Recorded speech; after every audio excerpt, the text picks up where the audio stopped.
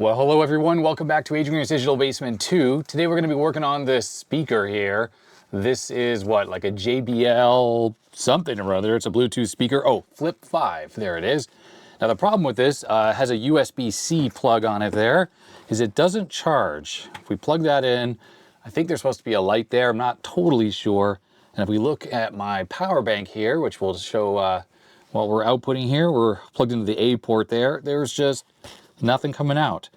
Now it has a nice firm positive connection into the USB jack, and yet doesn't seem to work. I don't really know what happened to this thing, but I think it's worth taking apart, taking a look inside before simply tossing this thing out. So I really don't know anything about these speakers. I don't know how to work on them. I don't know how to open them. So this will be a learning experience. And I'm wholly unprepared because I don't seem to even have a spudger, which I think is basically necessary to open this thing. So there's that. I know I have some more spudgers here somewhere in my drawer. Okay, here we go. It's one of these spudger DIY fix things. And it looks like you have to pop this speaker grill off. So let's see if I can figure out how to do that. Oh yeah, okay. That works. So this whole thing is seemingly quite well designed. Like, it's pretty sturdy. This one's quite a bit beat up. I don't know the history behind this thing. Oh, incidentally, it does turn on. If I push and hold the power button, get a power light, it makes the sound, and then it shuts off because I think the battery is basically dead. Obviously, whoever had this thing was using it, then the charger port broke. Okay, I'm not having so much luck here. Come on, open up. There we go. Obviously, there's some kind of plastic clips. If I break things on this or mar up the plastic, I don't even care. I'm gonna have to grab another spudger because it keeps popping itself closed, so just jam that in there. So as I was saying, I think what was happening, if I can get this tool in here, come on.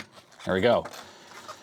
I think what was happening is this thing was working, the charge port broke, they broke the port, and then after that, they just gave up on it. Ah, okay, so we have one speaker. I figured this thing was in stereo. One speaker, and then it has these things, which I assume are like passive bass radiators. Okay, so how do we get, there's some screws here. So I was gonna say, how do we get this black trim off? Because that's where the charge port is. We'll break out the iFixit toolkit here. Oops. Looks like it's a small Phillips there. Let's see if this is indeed the right size. Yep. So I wouldn't be surprised if we take these screws off. There's two here, two on the other side. Oh, I need something to put these screws in.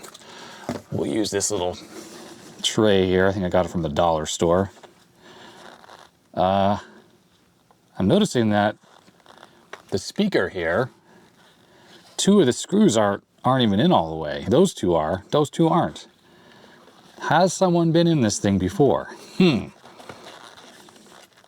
Okay, so that's coming off. Let's do the other side. I have no idea if this is going to be fixable, but I figured we would give it a try. All right, so screws are out. I mean, they're still in there, but this is loose. Looks like this thing clips on here as well. So let's see, how does this come off without breaking it? Okay. Maybe I'll use the spudger. Let's see here. It's got clips. Oh, it's got glue. I see. Okay. Oh, look at these. Oh, these are the buttons that you push through the speaker grill. Okay. Unhook that. Okay, so that's off. Now, here is the charge port. Let's get these off. Looks like there's a little bit of burn marks inside the charge port there. You might be wondering why I am wearing gloves, and that's because anytime I work with spudgers, I always seem to stick myself. So this is a way to help ensure that that does not happen. I have no idea what year this is from. I don't know anything about it. I'm assuming, judging by the rubber seals all around this thing and the glue, that this has some kind of IP, something or other, splash protection maybe, or something like that. All right, how does this come off here? Does this come away now? Oh, there we go. Okay, let's get those screws out. Let's carefully lift this out. Aha! What? There's a connector? Could it have just been that cable is disconnected? That cable there is disconnected? You gotta be kidding me. Oops, let's look at this. Does this look damaged in any way? I'll zoom in a little bit. Well, I mean, it's USB Type-C and it's a very firm connection. I did try, by the way, before starting the camera, to spray a bunch of contact cleaner in there. Well, looks like we're gonna have to maybe remove the speaker so I could try to get access to where that cable connector is, so then I can try to connect it up.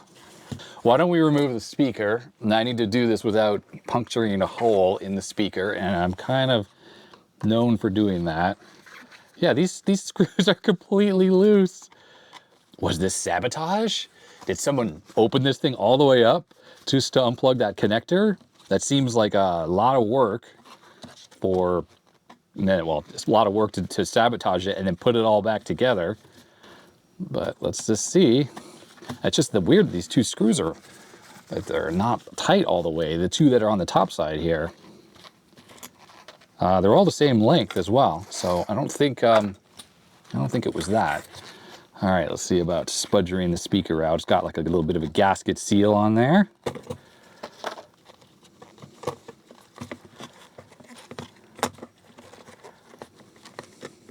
Ah, look at that. Okay. So there is the, there's the connector inside. The speaker's pretty beefy. That cable there is sort of half out. I'll just push that back in. Oh, you know what? We can just pull this out to test the charge port with this thing kind of apart, like this. Oops, I don't want to mess up the gasket. Okay, let's plug this in. Goes this way. There's not even any glue on this connector. Seems like a pretty poor design. See that? Like they should have put just a dab of something on there. All right, let's plug this in now. Let's get the USB cable. Yeah, there we go. I don't see a light, but it's drawing 400 milliamps, 2 watts right now. So, what the heck? Yeah, here, check this out. Absolutely better than it was. 2.5 watts now. 500 milliamps. I mean, I don't know what the charge current is of this thing. Are you kidding me that this thing was just unplugged? That was the only reason why this thing was not working? I'm gonna get a brush here because this dust on the speaker is just bothering me. So clean that off. Okay. Well, what we can do is turn this on. Now I don't know which one was the power button. Okay, so it's this one here. Oh, no, duh. The power button is on the back here. Oh, there's the LED. Look, it's freaking charging. Oh, that is too funny. People are probably screaming at their screen like, hey, let's turn this on. Okay, wow, those are really bright, those LEDs. Let's see, pull this back. I'm gonna have to grab my phone.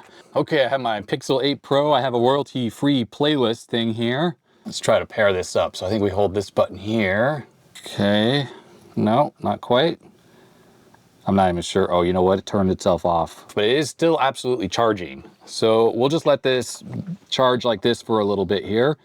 And what I'm gonna do is I'm gonna heat up the hot glue gun because we are definitely gonna be hot gluing that connector back on because I don't want that to happen again to this. I was hoping to give this speaker to someone. I don't need another Bluetooth speaker myself, but I think these speakers sound okay, like pretty decent for the size they are. And while this one's beat up, I mean, if it works well, then hey, there we go.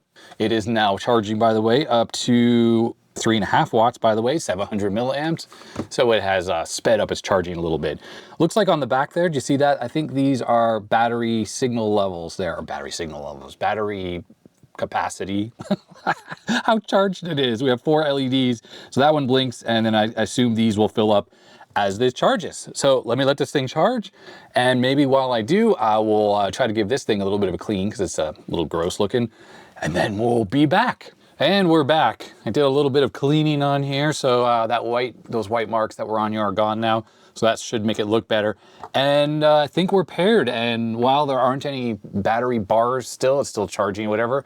You can see all these LEDs are on now because I think, and I haven't tried this yet, we have, whoa. All right, turn this down a little bit. Yeah, it's working. It was vibrating there because obviously without the enclosure, the speaker extends a lot more because it doesn't have the air pressure. We have freaking functionality. This is great. Of course, I have no idea how good the battery is in this thing, and I'm sure that's sort of buried in here, although it'll probably be possible to take this apart. Looks like there's clips and things on around here to take these end caps off, and maybe the battery would be exposed. But I'm wagering the battery probably works totally fine on this thing. Let's see, we can turn the volume up and down with these. This should be play pause. So that's paused. And I don't know what this button does here. It has this symbol on it with 2 speakers. Maybe this thing supports like stereo sound if you have 2 of these. Let's push that. Okay, I don't know what that did. I don't know. Turned on some kind of LED there. Beats me. Either way, I don't have 2 of these, so there's really no way to try that out, that feature. And let's see, what's it drawing now? Drawing about 5 watts, so it's gone up to 1 amp here. Wow, sort of fluctuating. But without a doubt, this thing freaking works. So I'm going to reassemble this thing, and we'll see how it works. All right, so the speaker is nearly fully reassembled. It was pretty easy. If you ever have this problem, really just take the speaker out. You should be able to reconnect that power cable. And before I sealed it up, I connected the connector, and I basically just used some tweezers to kind of align it. And then I used some needle nose to reach in there and then squish the connector together. Then I put a bunch of hot glue around the outside, so that will never come out. I also noticed that the speaker's connection to the amplifier board also had no clip or anything. So I put a dab of hot glue on that as well. And you may be noticing that around the screw holes here, I also put hot glue. So I just sort of screwed them in partially, sprayed some hot glue in there, and then tightened it the rest of the way. Should create a nice seal for the screw, basically into the plastic chassis, but also prevent it from backing out. And if you ever need to remove this stuff, you just put a little IPA and the hot glue should come right out. In addition, I noticed there is some kind of gunk around the edges of the little JBL end cap here, so I just used a little cotton bud there and wiped it around that surround on the inside. So this thing obviously moves, and notice when I push it, this one moves as well. Watch. See that? So that's the passive radiator thingamajiggy. So let's clean this side, get that gunk out of there. Oh yeah, that feels very satisfying. That this thing should look nice and clean when we are done. Also may as well take the opportunity just sort of clean around the rubber seal on this. And everything looks quite clean and nice there. And the speaker looks good as well. And as I mentioned before, this thing doesn't look perfect, but I certainly got a bunch of those that white marks that were all over this thing off. All right, so we need to put this trim piece thing back on here. There's 2 screws there that are already in there, and those 2 had come out. One of them is in there. Where's the other one? Should be sitting around on the bench here somewhere. So this thing, let's see, we have to feed this through here. And we probably just start on one side, get this thing on there, and that just kind of clipped back into position. Yeah. Nope. Maybe? Yeah, I think it did. All right, well, anyways, let's just try tightening these screws on. Does this seem like it's all back together properly? I think so. yeah, everything looks lined up on here. See if these buttons work. That one works. That one works. This is good. Oh, it's telling us we have low battery. No problem, we didn't charge it enough. Yeah, let me just give it one more tighten of these screws before I put the speaker trim grill thing back on. Okay, yeah. Should be fine. All right, and then for this, zoom out a little bit. For this, I think it's just a matter of, nope, that would be the wrong way. It goes this way. So just pop this back into position. And I think it's as simple as just clipping this down like that. And yeah, I wish that was a bit better. Let's try to clean this white stuff off here. Oh, there we go, that came off. Nice. This thing looks $1,000,000 now. I am quite impressed. Check this out. I think there's a bit of white here and there, so I think I could just rub this a little bit more with the cloth. So there, and a little bit here. It's not perfect, but you know what? For something that was essentially going to be e-waste, Flip 5. Yeah, I mean, that's just dust, whatever. Okay, let's plug this in to charge. And let's see if it still works. So we plug that in. There it is. You can see it blinking. And on the charge bank here, or power bank. Yep, 600, 700 milliamps, 3.5 watts. It might work on USB Type-C, Type-C to Type-C, not A to a C. Maybe it supports power delivery for even faster charging. Either way, I'm pretty pleased with this. Looks like there's a bit of gunk in there to get out. There we go. Let's try turning this on.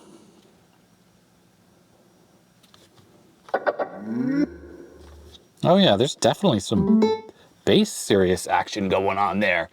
It looks like it just connected right up to the phone, which is here, and we hit play. Oh yeah, that works. Now let's see, can we skip tracks, maybe play button twice? That just paused. Maybe the plus button twice? Nope. Oh, maybe this link button twice, I don't know. Okay, who knows what that did. I'm assuming that's for stereo sound again. TWS, true, TSS, true stereo sound, whatever. Maybe I hold down the play button, it'll skip. Nope. Double click. No. Okay, that's kind of annoying that you can't do skip from the controls on here, but whatever. Let's see here, I'll put on shuffle. I mean, okay, that's shocking. I am shocked how good that sounds.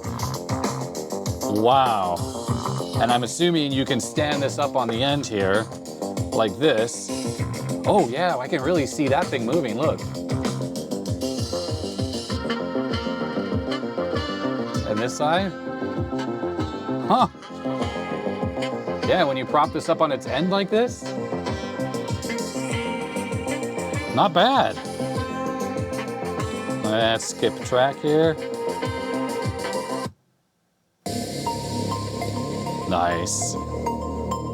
I should put the 8-bit dance party in this playlist here so we can have a SID representation. So when you have it laying like this, remember the speaker's on one side and you can definitely hear that it comes out of this side. So I would imagine the ideal configuration if you're listening to it is standing up like this. And that way you're not hearing sort of sound out of the left side only. Anyways, there we go. So that is a repair of a non-charging, oh, that lights up, fancy. That is a repair of a non-charging JBL Flip 5. If you have one of those things and it's got USB-C, it just stops charging, well, definitely at least open it up. All you really need is a spudger, not one of these, I already misplaced it. Ah, here we go. This spudger here, that did the trick, one of those, and a little small screwdriver set. So you just pry off the speaker grill, take out the 4 screws so this trim comes out. Oh, actually, you don't even need to take that out because you take out the speaker grill and you can just take out the speaker that just had 4 screws and then just look visually to see if that charge cable was disconnected or not. And you should be able to reconnect it. And I would use some hot glue like I did here. And then you have repaired your JBL Flip 5. And maybe this is a really common issue with this particular speaker. And these things are like littering the e-waste centers and eBay for cheap because they're broken or whatever. And maybe that's all it takes to fix it. I have no experience with like how common this particular problem is though. So don't buy one and then be upset because it doesn't work. But this one at least does work. I hit play. There we go. It's shocking the amount of bass this thing has. Now, I'll just add a caveat here for the bass. This obviously has some like signal processing, and at the low volume we have it at right here, it's able to produce decent bass. But I'm sure if I turn this up quite loud, the bass will drop off because I think it's essentially producing excessive bass here, sort of to make it sound more bassy than it really is. But there's only so much you can do with a tiny little speaker and these little passive radiators, you know, physics and all that. Anyhow, that is going to be it for this super quick repair video. I don't normally do these, but you know what? I thought it'd be fun for the second channel, and I'm pretty pleased with myself that this thing is fixed, and that problem couldn't have been more easy to fix. So if you like this video, thumbs up. If you didn't know what to do, obviously if you're coming to this channel because you saw this repair video, well, I normally work on old computers and old televisions and monitors and stuff. I mean old as in 70s and 80s. So yeah, if you're into that stuff, check out my main channel and the second channel and whatever. Huge thanks to my patrons. Their names are scrolled up the side of the screen. They get early access to videos, behind the scenes content, stuff like that. And I guess that's going to be that. So yeah, thumbs up, subscribe, all the usual YouTube stuff, and stay healthy, stay safe, and I will see you next time. Bye-bye. Play the music. Come on, play, play.